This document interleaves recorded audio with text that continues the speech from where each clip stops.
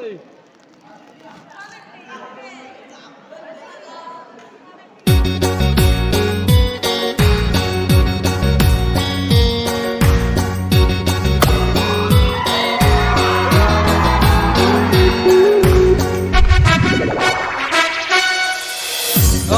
nang ni chirui no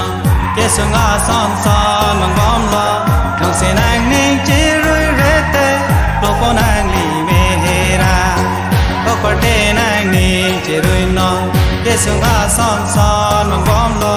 nong se nang ni chirui rete topo nang li me hera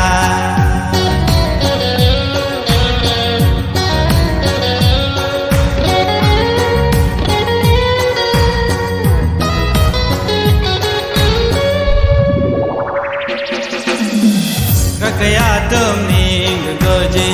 kaya tum ni ngarongji, Christiana tum ni jiruino, kijudani nang lelo, okote nang ni jiruino, kisunga son son mang bom lo, kong si nang ni jirui rete, lupo nang li mehera, okote nang ni jiruino, kisunga son son mang bom lo, kong si nang ni jirui Lopo nang li mehera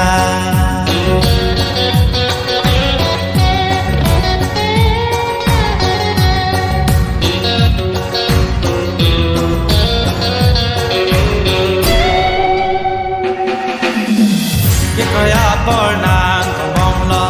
Anam je vang je apor lo Mansu aho ning je rui tha Apora ve bong tang lo Okote nang ni Kesunga son son mang bom lo Dong si nang ni chirui rete Lopo nang li mehera Kokote nang ni chirui no Kesunga son son mang bom lo